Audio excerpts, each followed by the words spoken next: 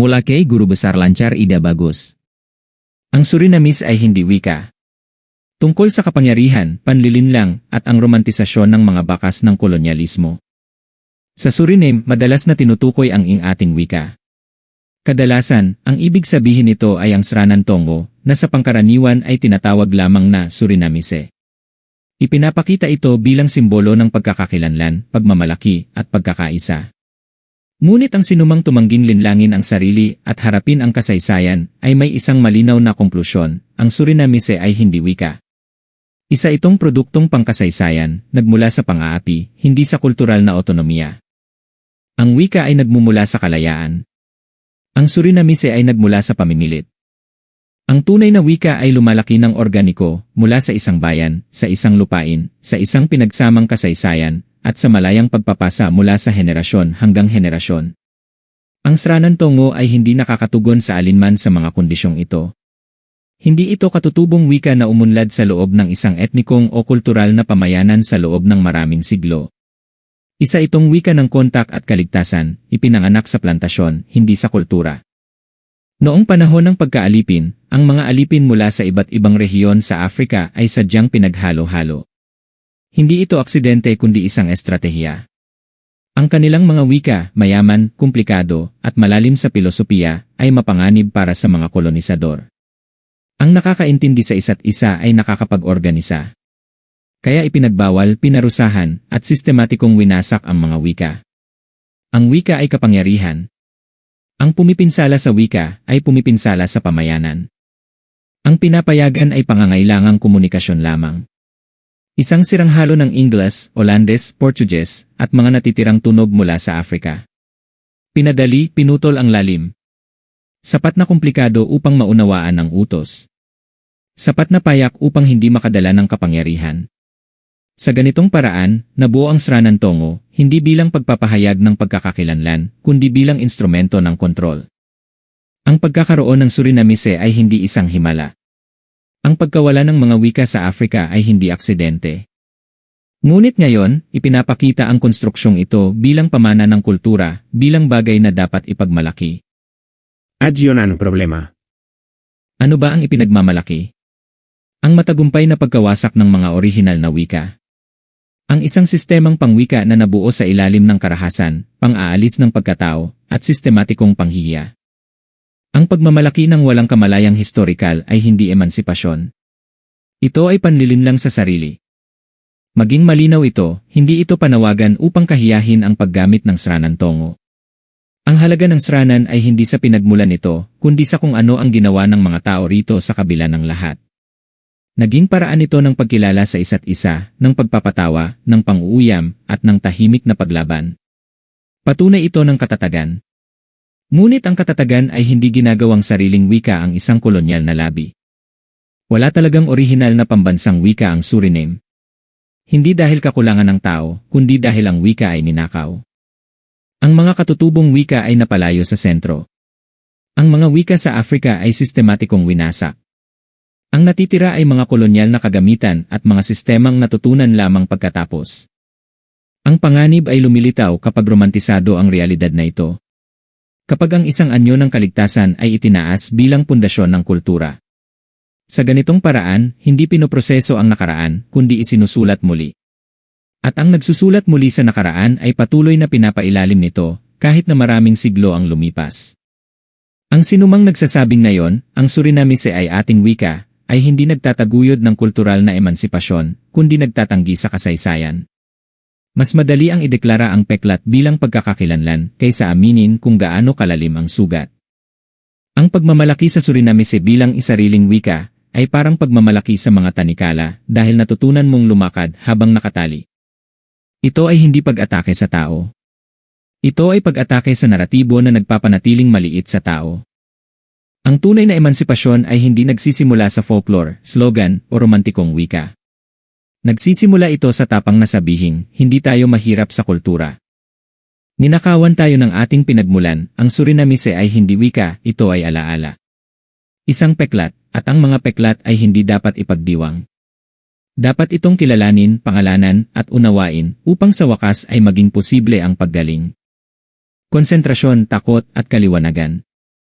Noong una sa Suriname, napansin ko, at matagal ko itong hindi nagawa banggitin, ito, parang ang konsentrasyon sa pag-iisip, disiplina, at sariling pagsusuri ay naipon sa loob ng aming hindi relihiyosong samahan, habang sa labas ay nangingibabaw ang pagkakawatak-watak.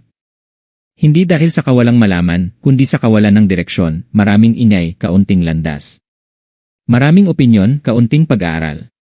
Maraming damdamin, kaunting pagsusuri. Hindi ito aksidente at hindi rin moral na paghuhusga sa individual, isang sosyolohikal na pattern ito. Ang samahang Vishnu ay umaakit sa mga taong handang sumunod sa mga patakaran, matuto, at disiplinahin ang kanilang mga sarili. Mga taong nauunawaan na ang kalayaan ay nagsisimula hindi sa pagsigaw, kundi sa pagkontrol sa sarili. Na ang pag-iisip ay hindi instinct, kundi kakayahang kailangang sanayin. Sa labas ng ganitong estruktura, madalas lumilitaw ang kabaligtaran, pinupuri ang impulsibidad bilang autentisidad, kamangmangan bilang isariling opinyon, at ingay bilang kapangyarihan. Ang kritisismo ay tinatanggap bilang pag-atake. Ang kaalaman bilang elitismo. Ang katahimikan bilang kahinaan. Sa ganitong kapaligiran, hindi umuunlad ang mga palaisip kundi reaksyon lamang.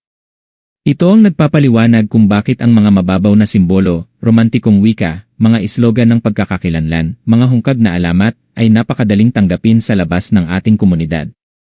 Hindi sila nangangailangan ng pag-aaral, disiplina, o paghaharap sa masasakit na katotohanan. Nag-aalok sila ng isang pakiramdam ng pagkakakilanlan nang walang pasanin ng pagsusuri sa sarili. Sa Vishnu Genootskap, sa kabilang banda, hindi agad nagagalak. Pinag-iisipan, pinagdududahan, binabasa, at tinutuligsa. Ginagawa nitong hindi komportable, ngunit masagana ang espasyo. Sapagkat ang pag-iisip ay sa likas na katangian ay hindi komportable. Nakikita ito ng labas bilang pagiging malamig o mayabang. Sa katotohanan, ito ay pagtanggi na sumali sa intelekwal na kaguluhan. Lumilitaw ang problema kapag hindi na nagkakaintindihan ang dalawang mundong ito. Kapag ang disiplina ay itinuturing na lamig at ang kaguluhan bilang buhay. Nagkakaroon ng lipunan kung saan ang pinakamalalakas na sumisigaw ang nagtatakda kung ano ang iatin, kasama ang wika, kasaysayan, at pagkakakilanlan, habang ang mga palaisip ay umatras o pinaghihinalaan. Mapanganib ito. Sapagkat ang sibilisasyon ay hindi namamatay dahil sa kakulangan ng damdamin, kundi dahil sa kakulangan ng konsentrasyon. Ang Vishnu Genootskap ay hindi koleksyon ng mas mabubuting tao. Ngunit ito ay lugar kung saan ang pag-iisip ay itinuturing paring halaga, hindi banta. At, sa labas, walang mga halimaw, ngunit maraming tao ang hindi kailanman natutunang ayusin ang kanilang mga impuls, suriin ang kanilang mga paniniwala, o harapin ang kanilang kasaysayan. Ang pagtukoy sa pagkakaibang ito ay hindi kayabangan. Ito ay kaliwanagan. Lumaki ako sa mundo kung saan ang katahimikan ay hindi kawalan, kundi kaliwanagan. Sa Vishnu Genootskap sa Suriname, walang sinumang ginising para sa pansin, kapangyarihan, o imahinaryong medalya. Namumuhay ang mga tao ng tahimik, halos nakakaboring kung tatawaging boring. Walang takot sa mga demonyo sa ilalim ng kama, walang kwento tungkol sa naglalagablab na impyerno, at walang langit na dapat maabot para sa kosmikong gantimpala. Satana? Umiiral lamang sa isip ng mga mananampalataya na gustong matakot sa isang figura na wala sa ibang lugar kundi sa kanilang imahinasyon. At sa totoo lang, nakapagbigay sa akin ng kapanatagan na ang pinakamalaking banta sa aking buhay ay isang simpleng kaisipan lamang at hindi isang tao na biglang nasa likod ng pintuan ko, nagngangalit. Ang tunay na naroroon, kalikasan. Ang naroroon din, kaalaman. At kahit na umiiral, katapatan. At lahat ng ito ay walang sinumang nakakagambala sa akin ng mga imposibleng kwento, natutunaw na mga dagat, o mga nag-uusap na tungkod. Dito ko natutunan na ang mundo ay hindi puno ng mga espiritu at impyerno, kundi puno ng tahimik na lakas, lohika, at ang kagandahan ng totoo. Ang Vishnu Society ay isang lugar kung saan ka nangangahas mag-isip, kung saan ka nangangahas magtanong, at higit sa lahat, kung saan ka nangangahas tumawa sa mga nakakatakot na kwento mula sa labas. Iyon ang aking universal na panimulang punto. Sa bahay, walang tabuo. Walang ipinagbabawal na kaisipan. Walang mga espiritu na lumulutang sa ibabaw ng kama sa gabi dahil hindi nagdasal. Walang mga pari na nagtatakda kung ano ang dapat isipin. Lumaki ako sa paniniwalang ang tao mismo ang dapat mag-isip at ang kalikasan lamang ang tunay na guro. Ngunit sa labas ng mundong iyon, naghihintay ang ibang realidad. Isang mundo na hindi nakabase sa katotohanan, kundi sa takot. Ang paaralang Katoliko na pinasukan ko noon ay sa unang tingin ay ordinaryo lamang. Isang paaralan para sa mga bata. Isang lugar para matuto. Ngunit sa sandaling pumasok ka sa tarangkahan, pakiramdam mo ay pumasok ka sa ibang dimensyon, isang dimensyon kung saan naniniwala ang mga tao sa lahat ng imposible at nagdududa sa lahat ng tunay na umiiral. Ang mga bata roon ay mas natatakot kaysa sa kanilang naiintindihan. Naniniwala sila sa mga espiritong bumabangon mula sa lupa sa gabi, sa mga demonyong nagnanakaw ng kaluluwa, sa mga tauhang imbento ng kanilang mga magulang upang pilitin ang pagsunod. Mas relihiyoso sila kaysa sa Papa mismo. At iyon ang naging dahilan ng kanilang pagkabulag. Dahil naiba ang aking pag-isip, sinubukan nilang kontrolin ako. Sinubukan nilang hubugin ang aking paraan ng pag-isip, sirain ang aking kuryosidad, at patahimikin ako gamit ang mga kwento. Ngunit hindi nila naiintindihan kung sino ako. Maaari mong kontrolin ang isang tao lamang kung siya'y natatakot. At hindi ako natatakot. Habang pinapaliwanag nila ang kanilang mga kwento at ang mga bakrus, lalo ko itong naiintindihan. Ang pagkakaiba ng kapayapaan sa lipunang Vishnu at takot sa paaralan ay lumalaki sa bawat araw. Sa isang punto, sinabi ko na sapat na. Hindi dahil sa galit, hindi dahil sa pagod, kundi dahil sa kaliwanagan. Napagtanto ko na hindi ko maaaring hayaan ang aking mga isip na madumihan ng mga kalokohan na kanilang tinuturing na katotohanan. Kaya't umatras ako. Sa silid aklatan ng Vishnu Genootskap, natagpuan ko ang aking unang tunay na kalayaan. Mga libro tungkol sa kosmos, kalikasan, adham. Walang langit sa ibabaw ng ulap, kundi isang universo na walang hanggan. Hindi ang mundo ay may apat na sulok sa mga haligi, kundi isang planeta na umiikot at buhay. Hindi ang tubig ay naghihiwalay dahil iniangat ng propeta ang kanyang tungkod, kundi mga batas ng kalikasan na gumagana dahil totoo ang mga ito. Doon, sa pagitan ng mga libro, nakilala ko ang aking sarili. At doon nagsimula ang aking paglalakbay, hindi patungo sa pananampalataya, kundi patungo sa katotohanan. Hindi patungo sa pagsunod, kundi patungo sa pag-unawa. Hindi patungo sa langit sa labas ko, kundi patungo sa kaliwanagan sa loob ko. Sapagkat ang katotohanan ay hindi pangakong nagmumula sa itaas, kundi isang liwanag na sinisindihan mula sa loob. Ang pag-unawa ay hindi pagyuko sa pagsunod, kundi paggising ng kamalayan. Ang kaliwanagan ay lumilitaw kapag ang tao ay nag-aayon sa kalikasan, ang nag-iisang gabay na hindi nagsisinungaling at hindi hinihingi sa kanyang mga anak ang laban sa buhay. Ang banal na takot. Nakababalot ang relihiyon tulad ng mabigat na kurtina sa bawat isa. Bumulong ang mga bata tungkol sa mga espiritu, bakroe, at yorka na tatawag ng kanilang pangalan sa gabi, tungkol sa mga demonyong maaaring magpanggap bilang aso, paniki, o anino, tungkol sa mga kaluluwang kinukuha. Para bang lahat ay gumaganap sa isang horror film na walang katapusan. Ang mga guro ay masigasig na nakikisali. Nagsasalaysay sila ng mga kwento kung saan agad namamatay ang lohika, na si Jesus ay naglakad sa tubig na parang semento, na si Moises ay hinati ang pulang dagat na parang pintuan na may bisagra, na may langit na naghihintay na may mga gintong kalye sa itaas ng ulap, na ang mundo ay patag, may apat na sulok, nakatayo sa mga haligi na hindi nakita ng sinuman. Ang kamangha-manghang pag-akyat ni Moises. At si Moises. Sa totoo lang, ang mga kwento ay hindi lamang walang lohika, kundi labis na katawa-tawa. Umakyat si Moises sa bundok ng Sinai na parang naghihintay ang way patrol sa kanya. Walang lubid, walang kawit, walang harness, wala. Naglakad siya pataas na parang maayos na nakatapak ang bundok, may ilang gilid ng kalsada at upuan para sa mga matandang propeta. Walang pawis, walang paghingal, walang sana mas maganda ang aking sandalyas. Hindi, umakyat si Moises na parang naglalakad lang sa isang lingguhang parke ng Biblia. Para bang may nakasabit na senyales, tuktok, 40 araw na lakad, kanan lamang.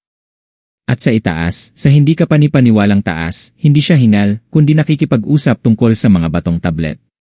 Para bang normal lang, akyatin ang bundok, kunin ang mga batas, bumaba, walang pananakit ng kalamnan, walang mga pasa, walang therapist. At walang nagtatanong, nasaan ang ebidensya? Maliban sa akin. Dahil ako'y nagtatanong, naging banta ako. Hindi pisikal. Hindi mapangalsa. Ngunit delikado sa kanilang paniniwala. Sinubukan nilang hubugin ako, takutin, at ipasok ang aking isipan sa kanilang makitid na kaisipan. Ngunit ang takot ay hindi epektibo sa isang taong natutunang tumingin sa kalikasan. Hindi nagsisinungaling ang kalikasan. Hindi nagpaparusa ang kalikasan. Hindi nanlilinlang ang kalikasan. At kaya palaging nabigo ang kanilang pagtatangka na sirain ako. Nakita ko ang mga bata na nanginginig sa takot dahil sinabi ng isang pari na ang mga pasaway ay kukunin ng dyablo. Nakita ko ang mga guro na humuhugot ng kapangyarihan sa pamamagitan ng pagpapalaganap ng mga kwento ng takot. Nakita ko ang mga matanda na kumikilos na parang bata dahil hindi nila natutunang magtanong sa kanilang sarili. At nakita ko ang mekanismo sa likod nito, ang takot ang pinakamalakas na sandata ng relihiyon. Ang natatakot, hindi na nag-isip. Ang natatakot, sumusunod. Ang natatakot, hindi naglakas loob maghanap sa sarili. Ngunit lumaki ako sa isang mundong ang takot ay hindi pundasyon. Natutunan ko ng maaga na ang katotohanan ay hindi nakasalalay sa nagsasabi nito. Ang katotohanan ay nakatayo sa sarili nito.